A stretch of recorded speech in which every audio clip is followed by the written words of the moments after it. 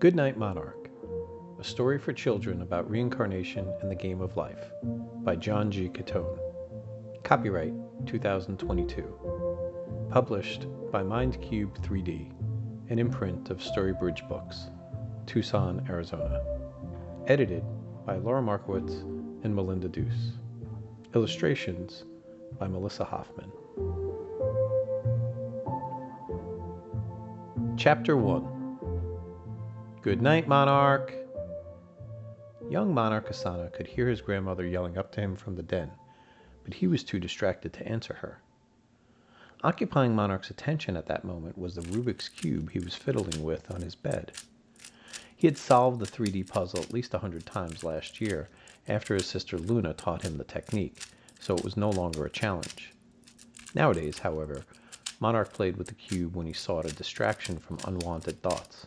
And on this night, Monarch wanted a distraction from his concern about something he heard earlier. As usual for a Thursday night, his mother raced through the kitchen around 9:30 on her way out to work, leaving him and Luna with Grandma Sophie. Monarch's mother worked the overnight shift at Memorial Hospital, and though tonight felt like most other Thursday nights, the coughing he heard from his mother worried him. He knew his mother was probably okay, and that she was likely coughing because she forgot to take her allergy meds. But a stubborn thought kept creeping into his mind. What if she wasn't okay? The coughing sound that Monarch heard earlier was especially jarring, because it was the same sound he remembered his grandfather make in the days before he died. Grandpa Harry's passing was the biggest loss of Monarch's young life, but it wasn't his first. 3 years prior, when Monarch's parents got divorced and his father moved away, that was his first big loss. But Monarch's father moving away wasn't nearly as tough as it could have been, in large part because Grandpa Harry was there, almost as a second father, helping to fill the void. Though Monarch missed his father, he and Luna always knew they could count on Grandma Sophie and Grandpa Harry to be there, especially on Thursday nights when their mother worked the overnight shift. Thanks to Grandpa Harry and Grandma Sophie, Thursday nights went from being a time that Monarch and Luna dreaded to something they looked forward to. This was because Grandpa Harry and Grandma Sophie let them stay up much later than their mother allowed, and they never failed to give Monarch and Luna a special treat on those nights. The treat that Monarch and Luna most often got from their grandparents was chocolate-covered halva, a sweet dessert made out of sesame seeds, which is very popular in the Middle East. Monarch didn't much like halva when Grandpa Harry first gave it to him after a trip he took to Egypt. But halva quickly grew on Monarch, as it was often paired with happy times, listening to Grandpa Harry regale him with tales of adventure, buying and selling ancient artifacts, artworks, and manuscripts in the chaotic streets of the world's most interesting cities. Those were times that Monarch looked forward to weeks in advance, the moment he heard his grandfather was going on another trip. Over the years, Monarch learned that his grandfather had 3 types of stories. There were the stories that intrigued and amazed him, like when 20-year-old Jordanian traders offered him a 2-hump camel for his 40-year-old Jordache jeans. Then there were stories that left him on the edge of his seat, like that dangerous backroom deal in Beirut involving a rare Sufi sculpture where, for some reason, a dozen armed Lebanese soldiers were there for protection. But in addition to those 2 were the stories that Grandpa Harry never finished, like the yarn about his meeting in a secret nook of the Basilica Cistern, brokering a deal for an Indian tablet that was supposedly 10,000 years old.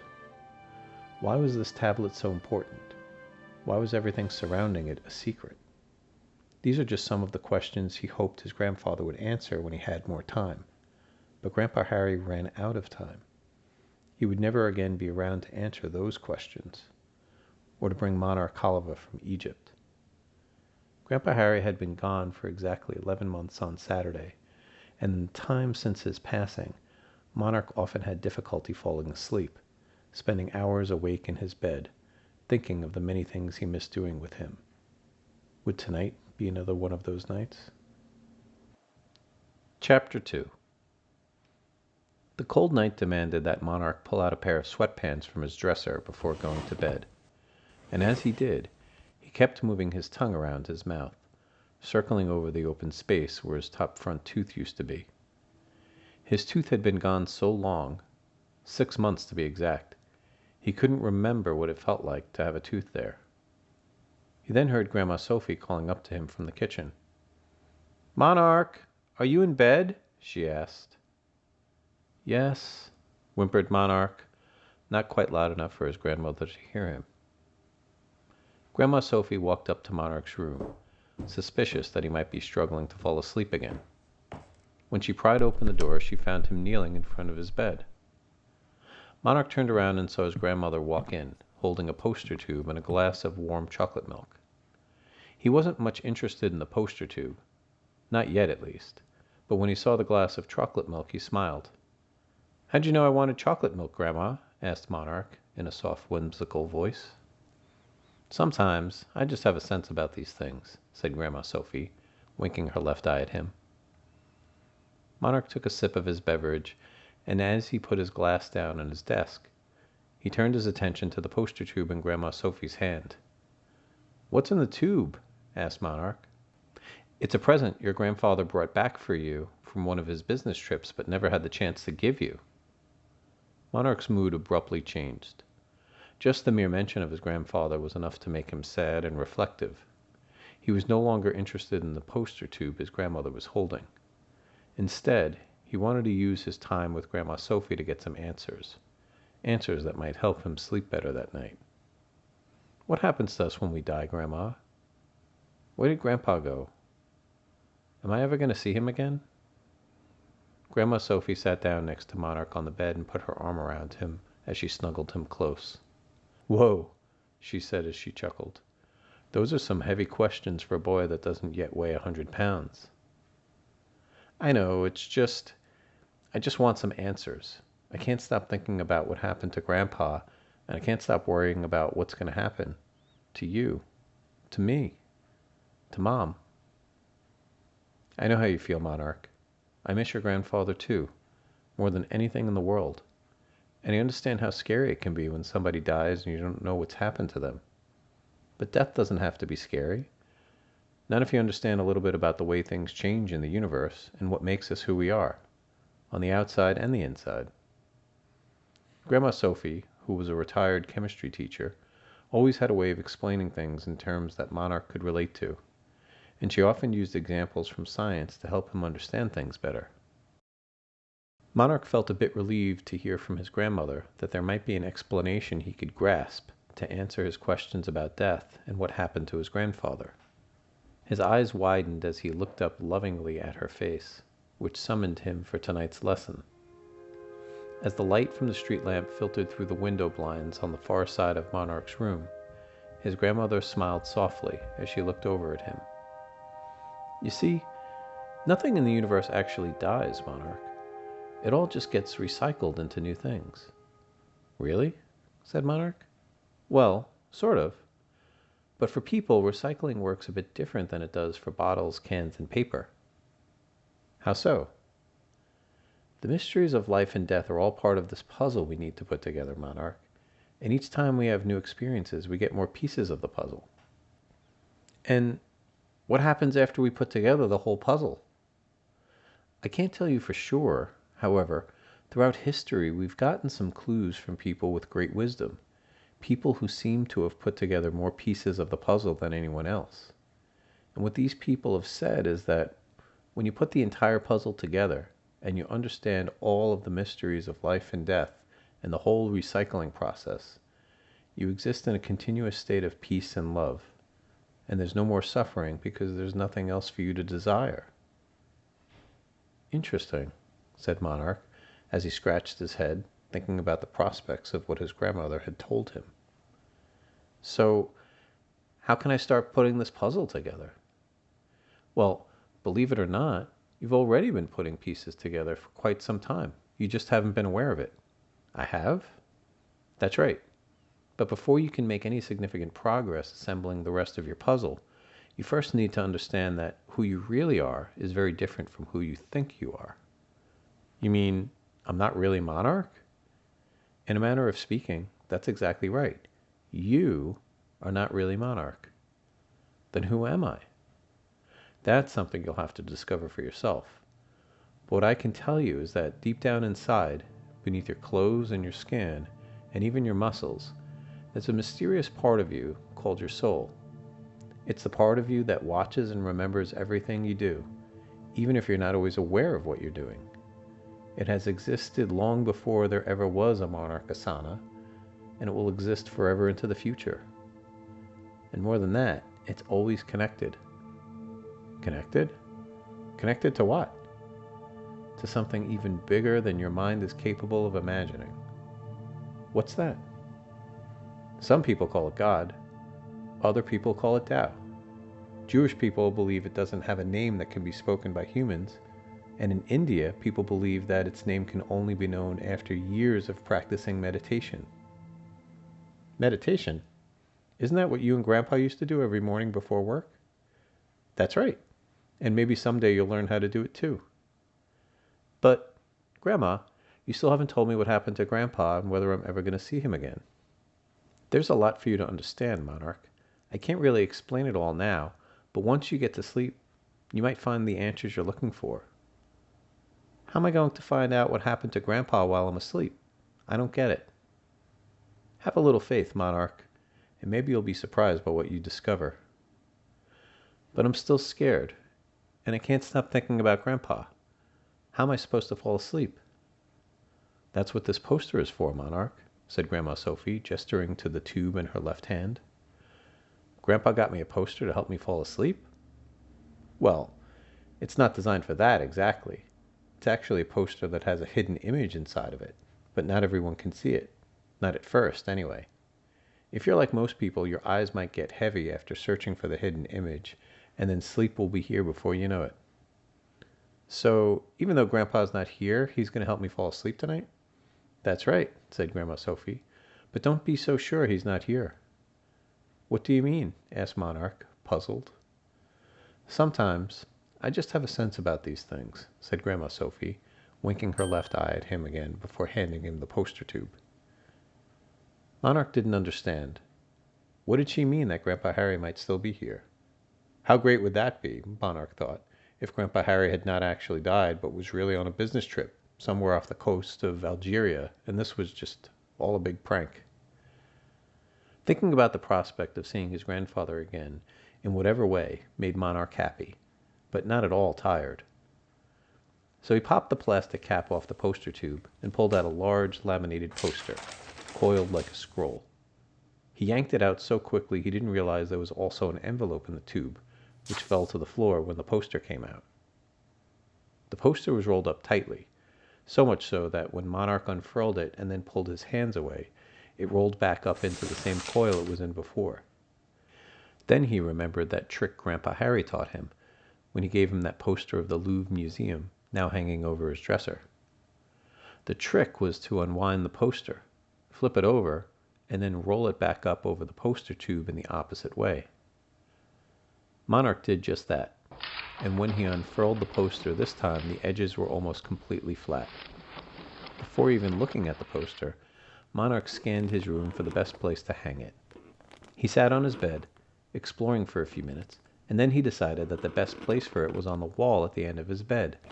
It was the last wall he saw before falling asleep every night, and the first wall he usually saw when he woke up every morning. Once deciding on a location, Monarch found his colored thumbtacks in the top right drawer of his desk, and he used them to hang his new poster on the wall, putting one blue thumbtack in the eyelet of each corner of the poster. He then dimmed the lights in his room, hopped on his bed, and looked at his new poster for the first time. What the heck is this? Monarch thought to himself. His eyes absorbed a seemingly repetitive pattern of stones, glowing balls, and plants in hues of gray, green, and white. This poster didn't look like anything he had ever seen before. If there was a hidden image somewhere in this picture, he had no clue where it might be or how to find it.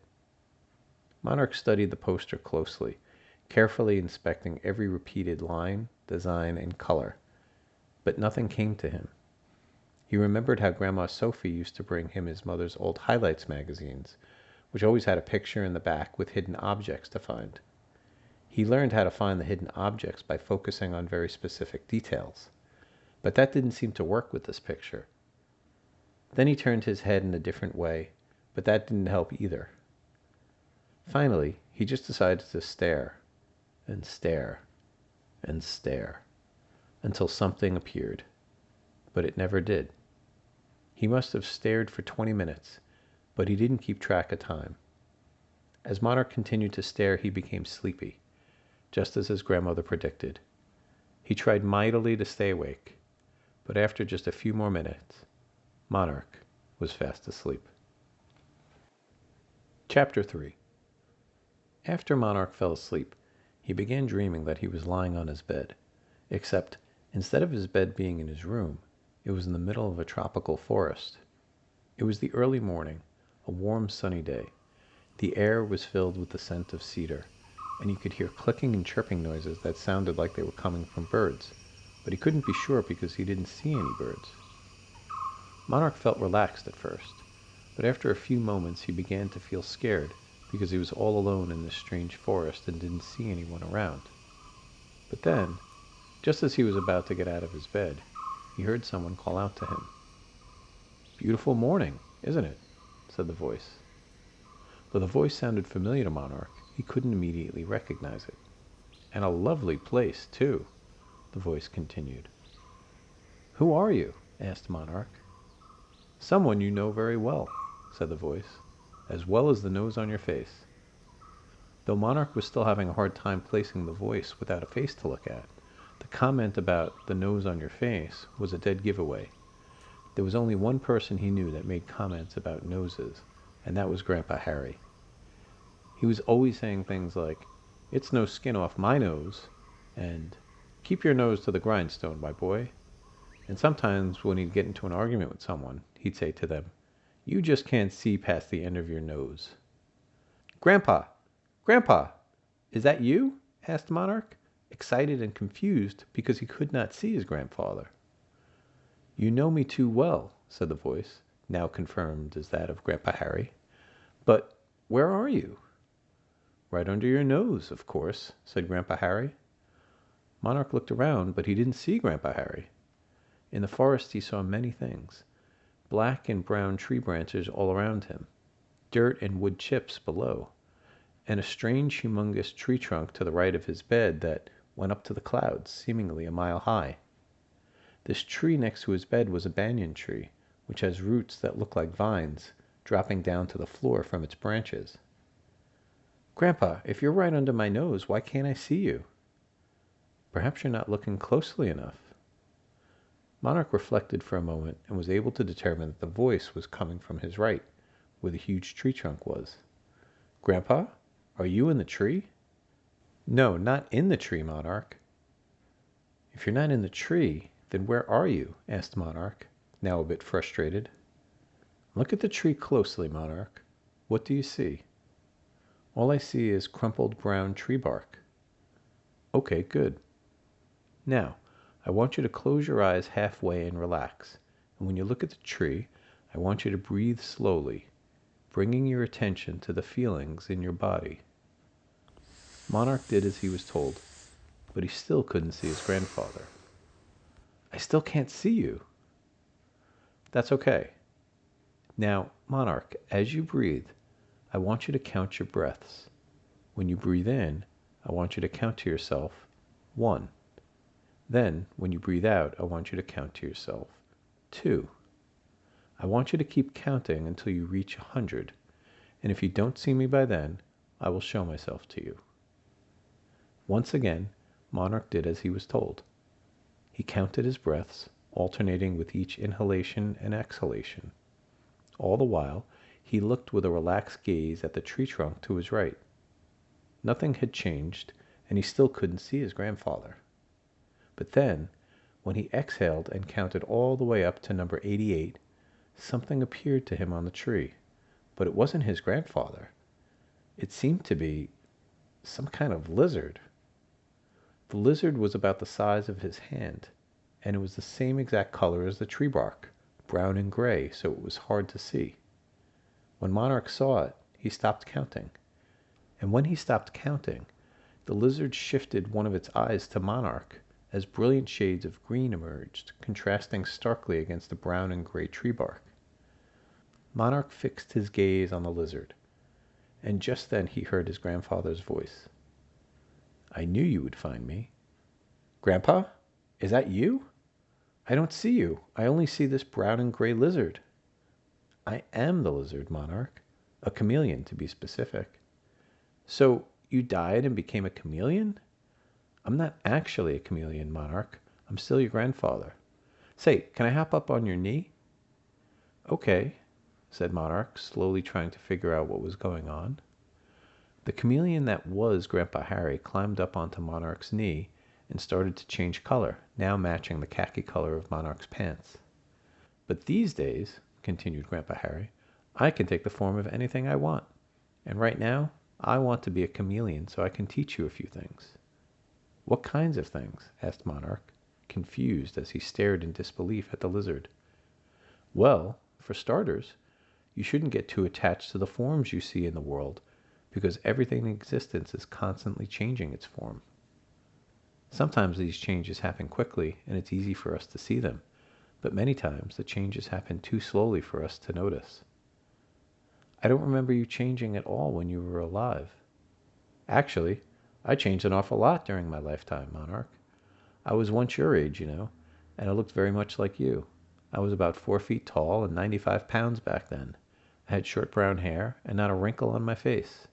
Haven't you ever seen that picture of me that your mother has on the wall by the staircase, when I was 10, dressed in a baseball uniform right before one of my Little League games?" "That's you in that picture?" "You bet it is. I guess I never realized when you were alive that you ever looked any different than I remembered. I never thought about you being a kid like me." "Yeah, well, a lot happens to our bodies as we age. My body underwent a number of changes as I got older. I got taller and heavier and grew into the body you came to know. Add some gray hair and some wrinkles, and that's the Grandpa Harry you remember. But deep down it was always the same me, the same soul, as the boy in that baseball picture." "And then what happened?" "And then my body got sick and it stopped working properly. And then I left my body." "And then you were gone," said Monarch, wistfully. "Not quite," said Grandpa Harry, "but I can understand how you would think so. Believe it or not, since my body died, I've still been with you, even though you haven't been able to see me." "If you've always been with me, why haven't I been able to see you?" "Well, that's hard to explain, Monarch. The most I can tell you now is that, since I died, I've been waiting to start a new life in a new body. You see, death is not the end of life, Monarch. It's just another change that happens to us. It's kind of like a nap that we take to prepare for life in a new body." "You mean you're going to be reborn into the body of a new person someday, after you finish your nap?" "That's right. As a matter of fact, we all change bodies many, many times. But the deepest part of who we are, our soul, is always with us, no matter what body we're in." "I don't understand. How can you have a new body but still be you?" "Well, changing bodies is sort of like changing clothes, Monarch. Even though you put on new clothes every day when you get ready for school, it's still the same you underneath all those clothes, right?" "I suppose," answered Monarch, a bit confused. "So even though we all move into a new body after we die, the deepest part of who we are is always there." "But why do we need to change bodies in the first place?" asked Monarch. "Well, just as we need to buy new clothes when our old clothes get worn out or don't fit us anymore, our soul needs to move into a new body when our old body gets worn out or doesn't fit us anymore. You see, in each new body, we're able to experience new things and overcome our previous limitations so that we can learn even more than we already know." "What kind of limitations?" "There are all sorts of things that limit us.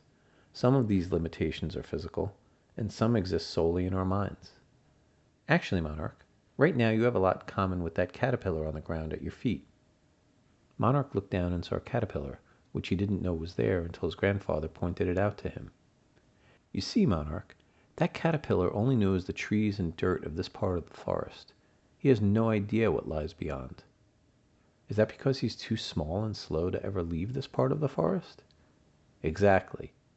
His limitations in size and speed make it nearly impossible for him to ever travel beyond this section of the forest.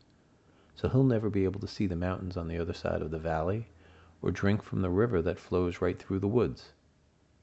But don't feel too sorry for our little caterpillar friend." "Why is that?" asked Monarch. "Because he's not going to be trapped by his limitations for very long." "He won't?" "No," said Grandpa Harry, "because someday our little friend is going to spin a chrysalis and take a long nap. And when he awakens from that nap, he'll discover that he has a new body, the body of a butterfly. I remember learning about this when we took a field trip to the Butterfly Conservatory in school." Grandpa Harry continued, "You see that orange and black butterfly flying near the top of that banyan tree?" Monarch looked up and saw an orange and black butterfly fluttering about 15 feet over his head. The butterfly looked just like the one on the kite his grandfather once gave him. About a week ago, that butterfly was a caterpillar, inching his way around this small section of the woods. But now in his new body, he'll be able to soar far beyond the boundaries of this forest for the first time, and he'll experience things that were never possible for him in a caterpillar's body, seeing places that he never knew existed. "That's pretty cool, Grandpa. I wish I could be like a butterfly." "Believe it or not, Monarch, someday you'll change bodies too. And in each new body you'll have experiences that were never possible for you before, and you'll discover things you never knew existed. Your soul is in for quite an adventure, just like our caterpillar friend." "But I've never seen my soul before. How do I know I really have one?" "For now, you'll just have to trust me on this one. There are lots of things that exist in the universe that we can't see, Monarch, and the fact that we can't see them doesn't make them any less real." "Like what?" asked Monarch in a slightly defiant tone. "Well, like radio waves." "Radio waves?" "Yeah, radio waves. They're packets of energy that carry everything you see and hear on your smartphone.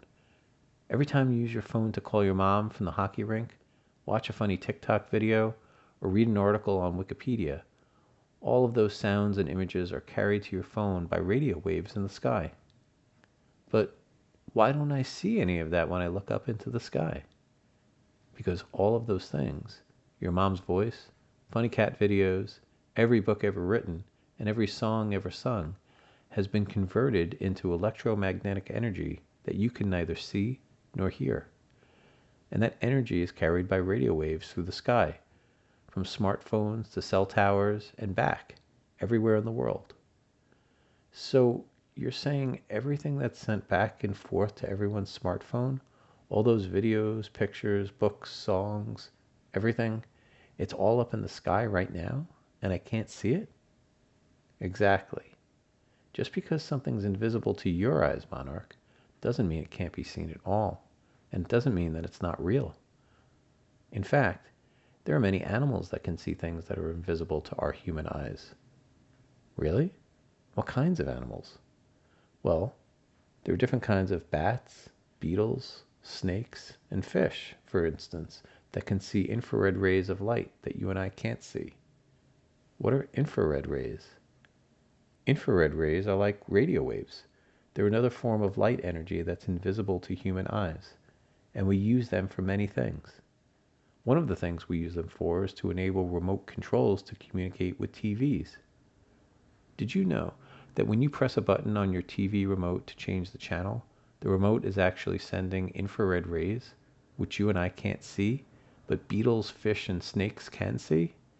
And those infrared rays are what change the channel on your TV." "No, I had no idea." "How did you think the channel changed?" "I don't know. I just thought that when I pressed the channel button on the remote, the TV just knew to change the channel, or that it was magic or something." "Ah, I see. Magic." "Well, it's not magic, Monarch, but I can understand how you might think that it was.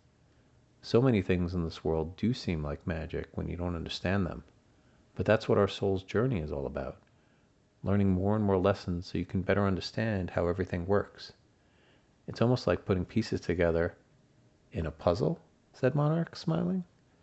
"You got it," said Grandpa Harry, winking his chameleon eye at Monarch. "That's pretty amazing." "It is amazing, and it's all been right under your nose this whole time. But since you don't have an antenna in your body to detect radio waves or infrared rays, you couldn't possibly know they were there. So, is there anything else under my nose that I can't see? There's a lot for you to discover, Monarch, and not just outside of you, but inside of you as well. Monarch's confusion and fear began to subside as his grandfather continued explaining things to him.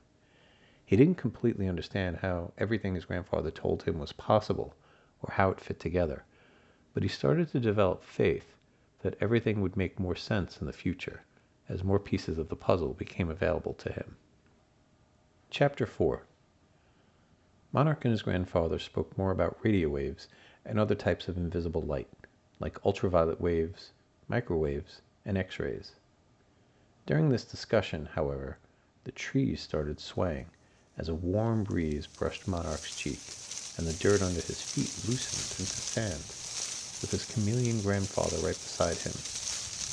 Monarch squinted as the wind blew harder in his face, but then the wind died down, and when he opened his eyes, he realized he was someplace new. The forest had somehow turned into a beach, and as he felt his feet shift in the warm, dry sand, Monarch wanted to ask his grandfather more questions about the nature of his soul. But there was one small problem. His grandfather had completely disappeared from view in the new landscape. "Grandpa! Grandpa! Where did you go?" Monarch didn't hear an answer. "Grandpa, where are you?"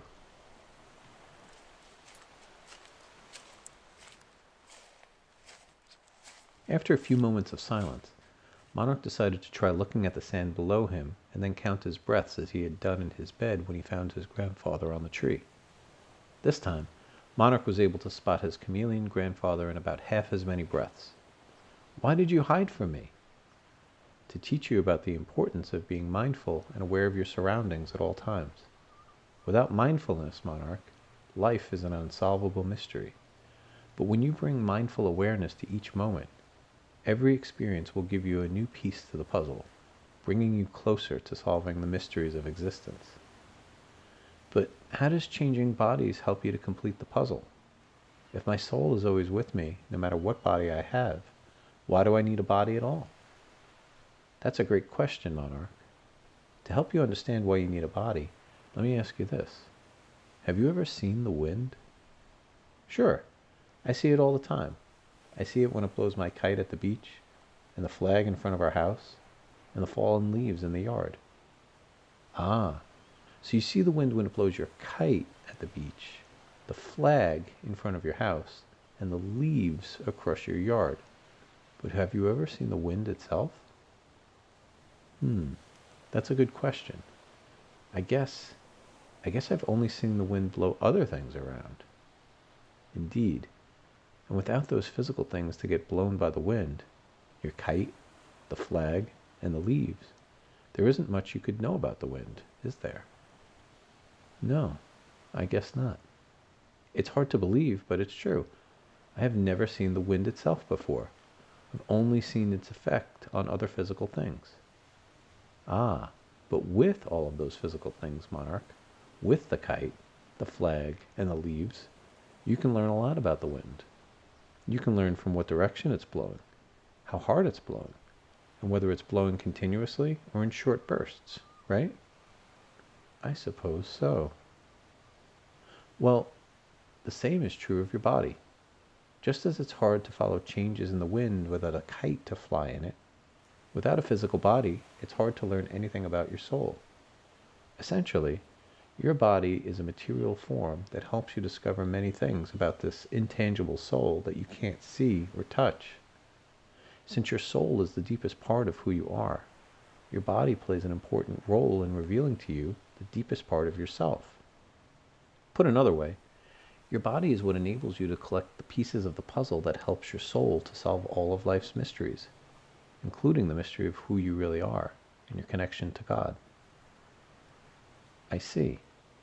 So having a body helps us to collect puzzle pieces, but we have to keep changing bodies because each body has limitations.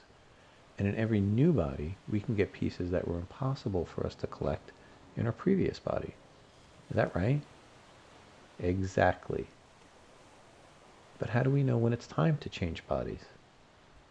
That's another great question, but I'm not sure I can give you a good answer.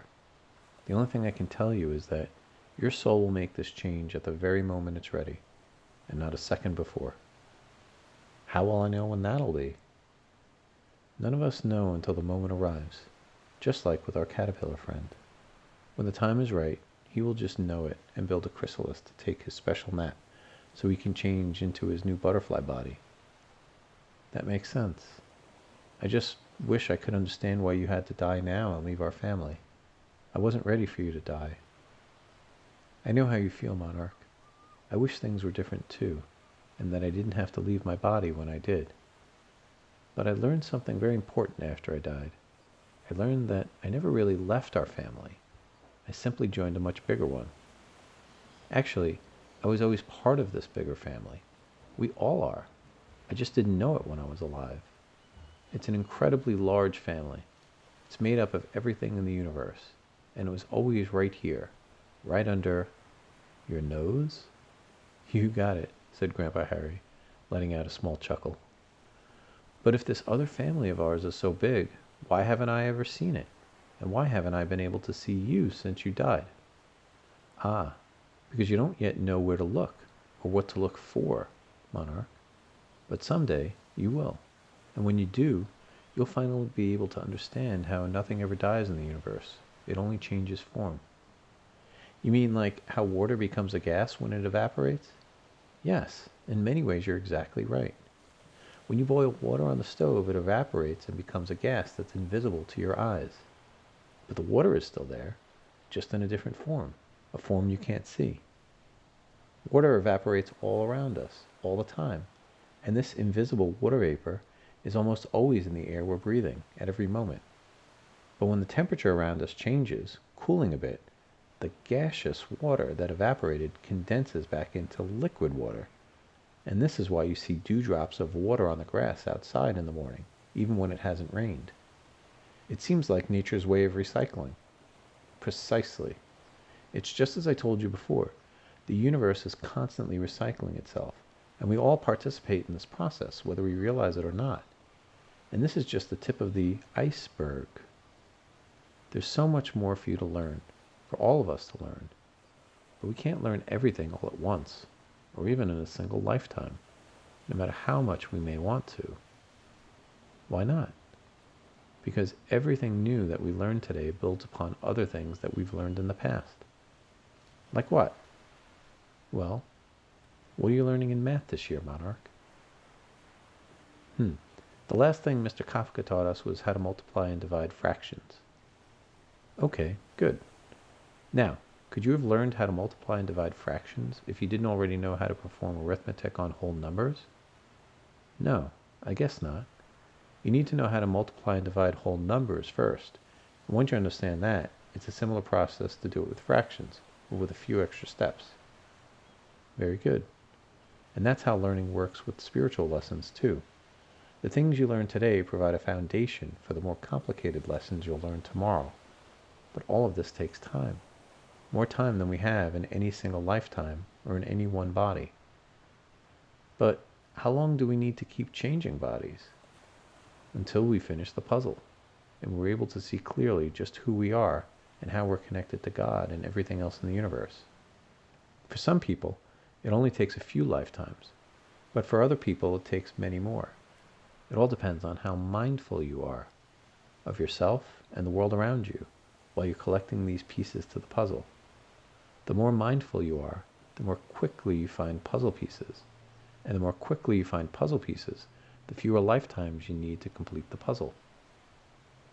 So, if being more mindful helps you to get puzzle pieces faster, how can I be more mindful than I already am? There are many ways, but one of the oldest and easiest methods is by practicing meditation. Is that something you can teach me, Grandpa? Grandpa! Grandpa! Monarch had not yet finished his sentence when his chameleon grandfather disappeared again. And then, a river began to form through the sand, emptying into an ocean that was now emerging in front of Monarch. It wasn't long before Monarch got swept up by the river and was floating with the currents into the ocean itself. Just then, a yellow sailboat appeared, and in the distance, from out of nowhere, Monarch called out to the boat, "Help! Help!" The boat, which was about 100 yards away when Monarch first saw it, was sailing towards him. As the boat moved closer, he could see a rope ladder hanging off the starboard side. Monarch knew that this was the starboard side of the boat because Grandpa Harry taught him the names of the different sections of a boat on the last fishing trip they had together, a month before he died. Monarch swung for the rope ladder with his left arm and missed it with his first try. He was then able to hook his left leg around the back of the ladder and kick it towards his right arm. He eventually clutched the ladder, first with his right hand, then with his left, and he was finally able to climb up the ladder and onto the boat. Chapter 5. The ocean currents pushed Monarch's sailboat to a small island that seemed to materialize out of thin air, and the sailboat, which was unoccupied, drifted on its own to a nearby dock without anyone there to steer it. Monarch climbed out of the boat and onto the dock, and when he did, the entire port began shimmering the way hot pavement on the street shimmers in the summer when the temperature is over 100 degrees. The port continued to shimmer, and then it morphed into a kaleidoscope of colors. When the shimmering began to subside, new colors emerged. The blues and tans of the port changed into the greens and browns of a forest. Monarch recognized this place. It was the forest where his bed had been earlier. His bed was still there. However, next to the bed now was a small night table with a digital alarm clock with red numbers. Monarch had once again lost sight of his chameleon grandfather, but this time he wasn't worried, as he knew how to go about finding him, and he had a clue as to where he might be. He gazed softly at the tree next to his bed and began to count his breaths. This time, only 8 breaths were necessary for him to spot the camouflaged form on the tree trunk that took the shape of a lizard. Grandpa Harry crept down from the tree and onto the bed next to Monarch.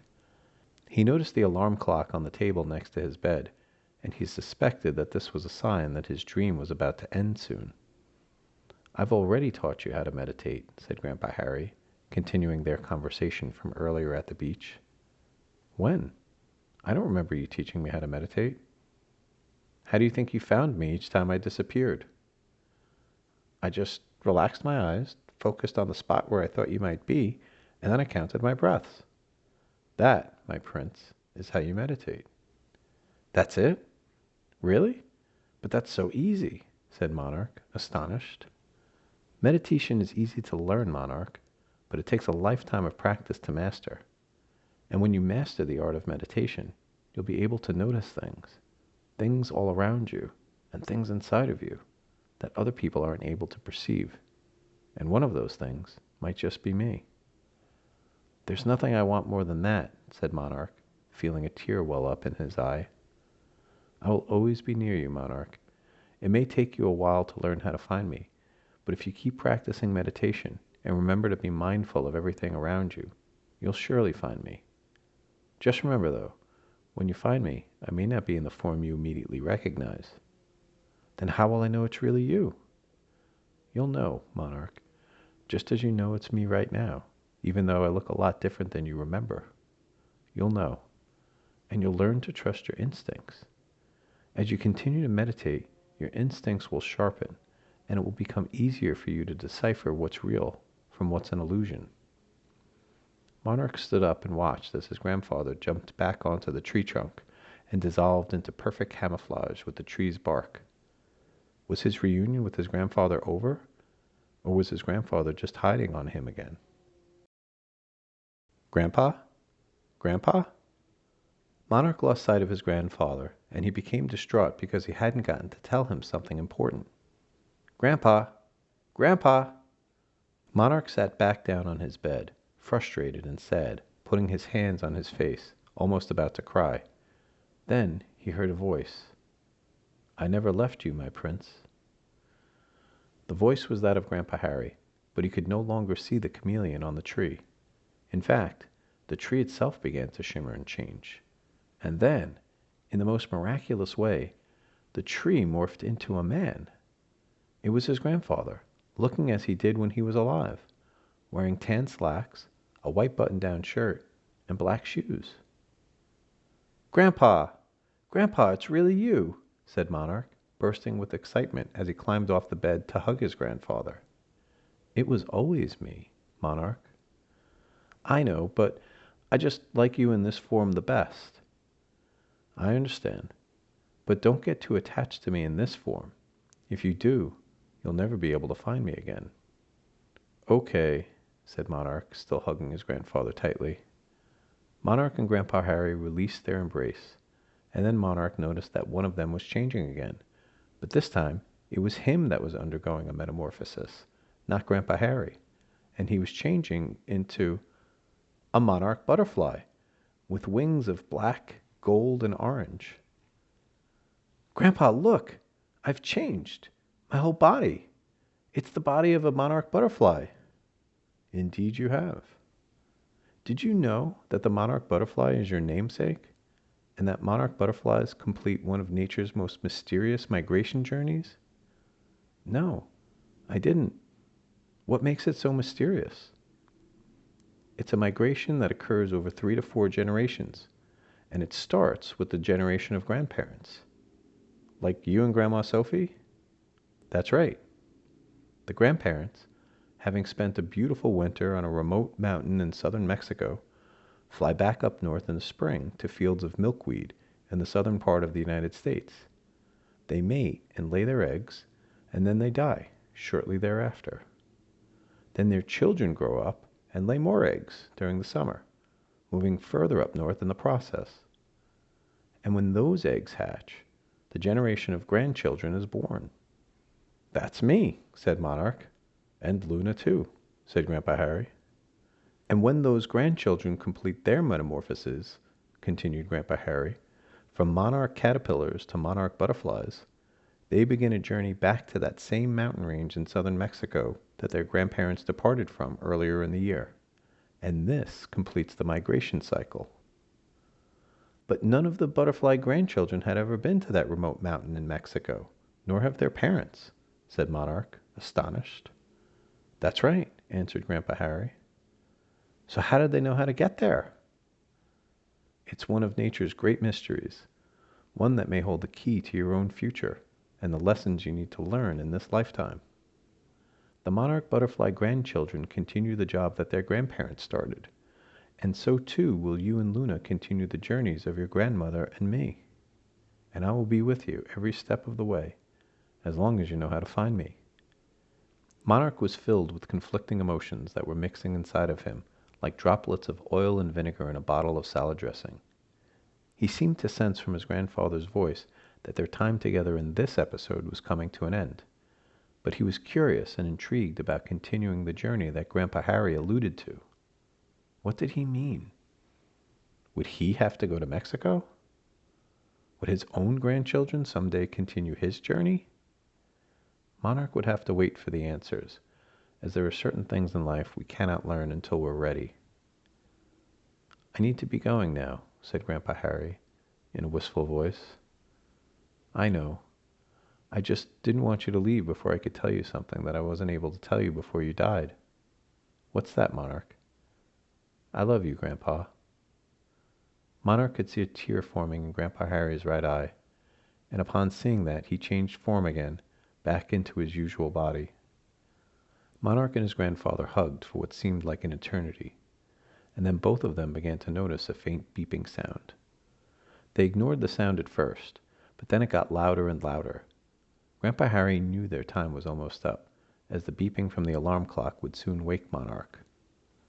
Grandpa Harry kissed Monarch on the top of his head, and then put his hands on his shoulders and looked down to him before replying to Monarch's expression of affection. "I love you too, Monarch, and I will always be here, right under your nose." Grandpa Harry kissed Monarch once more on the crown of his head, and then he began to walk into the hanging roots of the banyan trees behind the bed. As he waded through the roots, which looked like long strands of brown hair hanging down from the tree branches, his image grew fainter and fainter, until he ultimately disappeared. Monarch watched him, standing on his bed to get a better view. When his grandfather disappeared from view, his focus changed to the sound of the beeping alarm clock, which was now annoyingly loud. Beep beep beep beep, beep beep beep beep, beep beep beep beep. Chapter 6. Beep beep beep beep, beep beep beep beep, beep beep beep beep. The alarm clock in Luna's room was beeping, and it was loud enough to wake Monarch, precisely at 7 a.m., as it usually does each morning for school. Monarch was tired and weary, and didn't want to get out of bed. He rubbed his eyes and sat up, a bit dazed and confused, wondering if he was still dreaming. His dream was bittersweet, and left him with complicated feelings. On the one hand, he was delighted to have a reunion with his grandfather, even if it was only in his dream. But on the other hand, his dream ended with Grandpa Harry leaving him once more, reminding him of how much he still missed him. Monarch's weary confusion put him into a naturally meditative state. As he sat up on his bed, he looked around the room slowly, but not intently focused on any one thing. His eyes spent the most time naturally looking forward, resting their gaze upon that weird poster that Grandma Sophie had given him, the poster that Grandpa Harry never got to give him himself. This time, when he looked at the poster, he wasn't trying to see the hidden 3D picture his grandmother told him was there. He just looked at it, relaxed, wondering what the new day had in store for him. 10 minutes had passed without Monarch even realizing, and his mind went blank. Then, suddenly, the seemingly bizarre poster of repeated blocks began to change. The picture began shimmering, becoming blurry, just as scenes in his dream had done. An object was emerging from it, and it almost looked like it was moving. It was coming out in 3D. Monarch had a hard time at first figuring out what it was.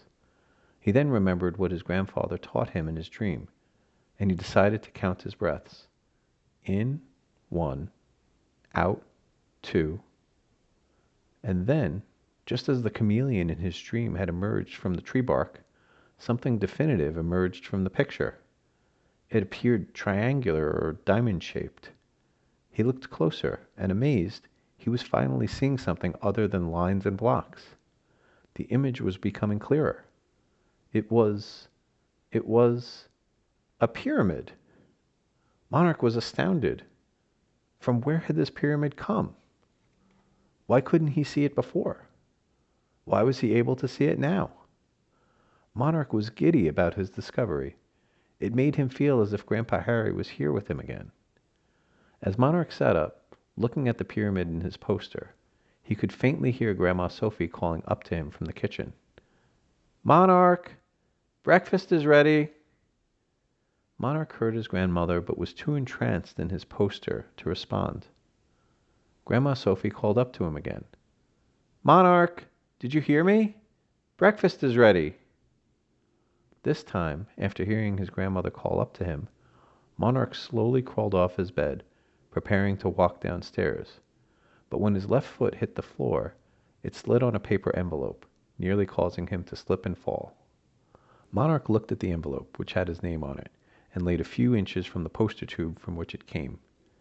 He hadn't noticed it the night before, when it must have fallen from the poster tube after he pulled out the poster. Monarch slid his finger under the envelope flap and pulled out a folded piece of unlined white paper with some writing on it. He unfolded the paper and noticed at the bottom it was signed by his grandfather. His heart felt as if it had stopped beating. He was both curious and scared to read the letter, not knowing how the words on this page would make him feel, or how it would change his life. He glanced slowly to the top of the page, and noticed it was dated 3 weeks before Grandpa Harry had died. He then began to read the letter. May 2nd. Dear Monarch, I write you this letter, accompanied by this poster, because my life in this body may end before I have the chance to teach you some important lessons about the mystery of life and death. As you know, I've spent my entire life buying and selling art all over the world, from Algeria to Albania, Cairo to China, Israel to India, the Vatican to Venezuela, and the United States to the United Kingdom. The places I've seen and the people I've met have been even more impressive than the masterpieces I've traded. They've taught me that truth is like a mosaic, which is a single work of art comprised of many individual tiles. Each tile is a small piece of a larger puzzle, and when all of the tiles are in place, the puzzle's picture becomes clear. The most important lessons I've learned in life have come from my experiences, especially my travels, and I've always wanted you and Luna to learn these lessons by having similar experiences. It's been my hope that you would one day accompany me to these places and acquire your own experiences so that you might better understand the mysteries of existence. That's why, in several of the cities to which I've traveled, I've left an envelope for you to find, creating a treasure hunt that spans the entire world. Until recently, I believed that I would be accompanying you on this treasure hunt. But a few days ago, my doctors told me that my time left in this body will be shorter than I expected. So I will be leaving my body soon, but I won't be leaving you. I will always be with you. However, you will not be able to see me until you learn a few lessons on your own spiritual journey. That is the reason for this treasure hunt. The experiences you'll have while searching for each envelope will change you, helping you to grow in your understanding about existence. And by the time you collect the final piece to the puzzle, you will know how to find me. The poster in this tube is a 3D stereogram. It is a special picture that has within it the image of a hidden object. When viewed correctly, the hidden image emerges from the rest of the picture in 3D. But it's very difficult to see the hidden image in these pictures at first. To do so, you must relax your eyes and your mind. Then, without actively trying to find the hidden image, it will simply appear. Hidden within this particular poster is the first clue for your treasure hunt. It is the image of an object, the most amazing piece of art created by human hands. When you see the image in this picture, you will know where you must travel to find your first envelope. The reason I have chosen to hide your first clue within a 3D stereogram is to teach you your first valuable lesson. Many important things in life are invisible to you until you learn how to see them. And just because you can't see something at first, it doesn't mean it doesn't exist. With love, Grandpa Harry. As Monarch reflected on the letter, this new and unexpected communication from Grandpa Harry, he could hear footsteps coming up the stairs. For the first time in months, Monarch felt hopeful again.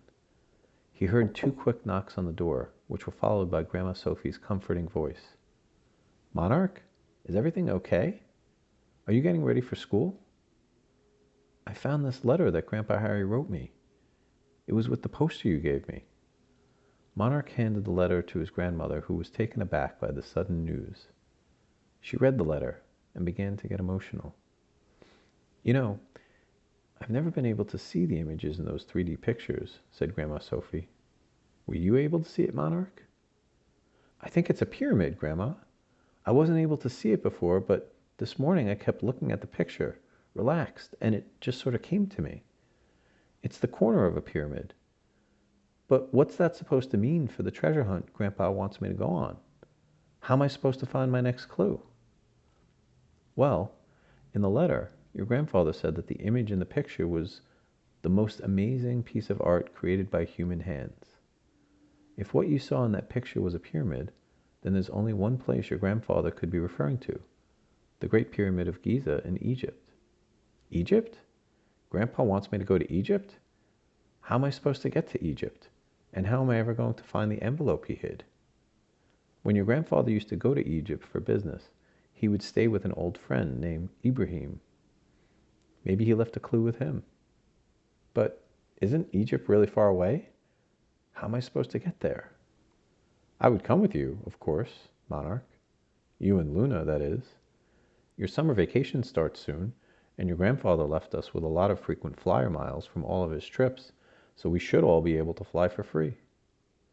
"Can we really do this, Grandma?" "We'll have to ask your mother, of course, but as long as she allows you to go with me, I can't think of anything that would stop us." Monarch walked over to his bed and looked up at his poster, wondering if he was ready for this. He had never even traveled out of state, and now he was considering a trip to another continent. a completely foreign culture. Sure, his grandfather had been to Egypt dozens of times, but he was used to traveling, and he spoke 7 languages. Monarch barely spoke 1 language, and he used to be afraid to leave his house to go to school every day. Was he still the same person? As he reflected on this question, he nervously sloshed his tongue around his mouth. For some reason, it felt different today than he remembered, smaller in some way. He got up to look in the mirror in the corner of his room and smiled in the mirror to see his teeth. The mirror confirmed what he suspected, and he had to tell his grandmother. "Grandma, look, my tooth's all grown in." "You're right, Monarch," said Grandma Sophie. "That was really fast. Didn't you have a big gap in your teeth last night before you went to bed?" "Yeah, I lost this tooth about 6 months ago, and it had barely grown in weeks. And now it's almost completely grown in." "You must have done a lot of growing while you were asleep last night, Monarch," said Grandma Sophie, winking her left eye at him as she spoke, giving him a hint that she knew something. Monarch thought for a moment. Bits and pieces of his dream began to come back to him. He had grown. He had changed. His new front tooth moving into place was evidence that he was not the same person as he was before he went to bed. His night of sleep and dreaming had changed him, and now, instead of being overwhelmed with sadness and fear over his grandfather's death, he was curious about the adventures that were in store for him, and excited about the prospect of seeing his grandfather again, in one form or another. "Grandma." "Yes, Monarch?" "I want to do this. I have to do this." "Then we will do this. Together." Grandma Sophie walked over to Monarch, who was sitting on his bed, and she hugged him as hard as she could. As they hugged, they could both hear footsteps prattle to his room from down the hall. It was Luna. "What's going on?" asked Luna, standing at the door, dressed in a pink nightgown with the words Carpe Diem on it. "We're planning a trip, Luna," said Grandma Sophie. "Want to come?" "Heck yeah," said Luna. "I've never been anywhere fun before. Where are we going?"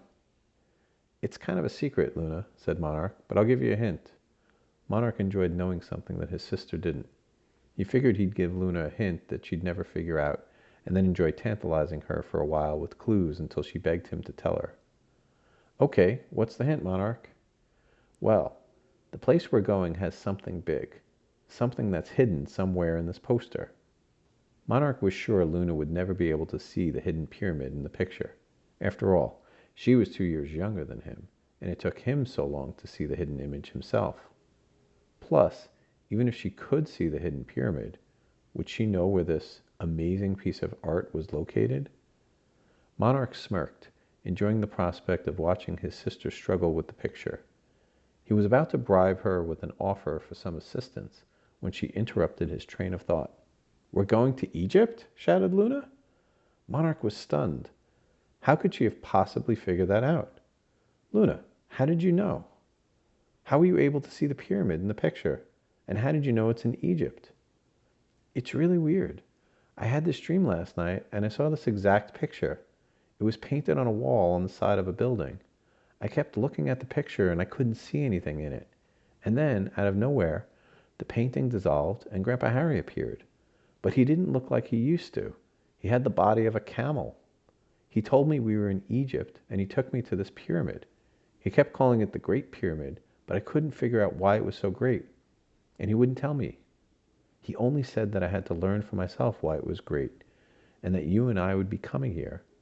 Then, at the end of the dream, he disappeared into the Great Pyramid, and then the Great Pyramid transformed into this picture." Monarch was speechless. He hadn't yet told his grandmother or Luna about his own dream, and yet it seemed like everything was falling into place. Something mysterious was happening, and he had no explanation for it. "That's amazing," said Monarch in disbelief. "I had a dream about Grandpa last night, too. He was a lizard, and he kept blending into the scenery, making it hard for me to find him. He said he didn't really die, he just changed forms into something I haven't yet learned to see or understand. I guess we have a lot of work to do if we're going to find Grandpa," said Grandma Sophie. "Yeah, we do," said Monarch. "I can't wait," said Luna. "I've never been on a treasure hunt before." Me neither, said Monarch, but I'm glad Grandpa is going to be the treasure we find at the end of this hunt. Finding Grandpa will not be the end of your treasure hunt, said Grandma Sophie, but rather one small part of a much larger treasure hunt. What's at the end of that treasure hunt, Grandma? Asked Luna. The two of you will just have to search and see for yourselves, said Grandma Sophie.